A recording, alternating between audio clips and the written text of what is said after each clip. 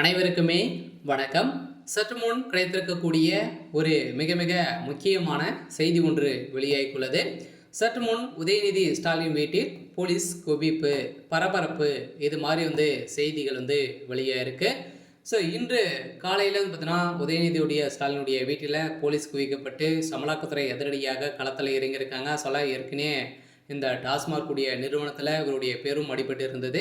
So இதன் அடிப்படையில் தான் திமுகவுடைய முக்கிய புள்ளிகள் வீட்டில் அனைவருடைய வீட்டிலும் ரைடுகள் நடந்ததுக்கு. ஸோ அதே மாதிரி பார்த்தீங்கன்னா ஏற்கனவே செந்தில் பாலாஜி, ஸோ அதே மாதிரி எம்பி ஜெகத் ரட்சகன், ஸோ ஏற்கனவே அதுக்கு முன்னாடி பார்த்தீங்கன்னா அமைச்சர் துரைமுருகன் அவருடைய வீடியோ தொடர்ந்து 3 நாட்களாகவே நடந்தது. ஸோ அதே மாதிரி டாஸ்மாக் உடைய நிறுவனத்திலும் ஸோ 3 நாட்களாகவே நடந்த ரைடின் அடிப்படையில் தான் இப்போ உதயநிதி ஸ்டாலின் அவர்கள் அங்கு கிடைத்த ஆதாரத்தின் அடிப்படையில் வசமாக சிக்கியிருக்காரு. இந்த ஆரத்தின் அடிப்படையில் தான் இப்போ உதயநிதியுடைய வீட்டில் ஸோ அதிரடியாக இன்று காலை பார்த்தீங்கன்னா தொடங்கியிருக்கு. So ride தொடங்கியிருக்காங்க. சில எத்தனை நாட்கள் போகும் அப்படின்றத ஸோ தெரியல. இருந்தாலுமே உதயநிதி ஸ்டாலினுடைய வீட்டில் இது வரைக்குமே பார்த்தீங்கன்னா மூட்டையாக பணங்கள் சிக்கியிருக்கு. இப்போ பார்த்தீங்கன்னா 1000 கோடிக்கு மேலே மெகா ஊழல் ஸோ இந்த டாஸ்மாக் நிறுவனத்தில் நடந்திருக்கு அப்படின்னு மாதிரி அதிகாரப்பூர்வமாக அமலாக்கத்துறை வெளியிட்டு இருந்தாங்க.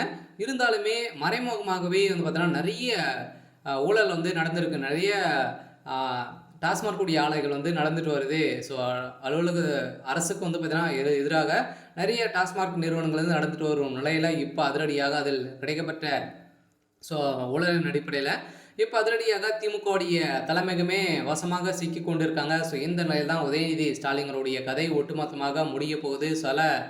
ஸோ உதயநிதியுடைய வீட்டிலும் அதே மாதிரி அவருடைய நண்பர்கள், சொந்த பந்த வீடுகள் அனைவருடைய வீடுகளும் பார்த்தீங்கன்னா ரைடுகள் நடக்க போகிறதாக கொடுத்துருக்காங்க.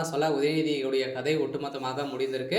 ஸோ இதை பற்றி இந்த வீடியோவில் பார்க்கலாம். ஸோ அதுக்கு முன்னாடி நம்ம சேனலுக்கு இப்போ தான் முதல் முறையாக வந்திருக்கீங்க அப்படின்னா மறக்காமல் நம்மளுடைய சேனலை சப்ஸ்கிரைப் பண்ணி பாருங்கள்.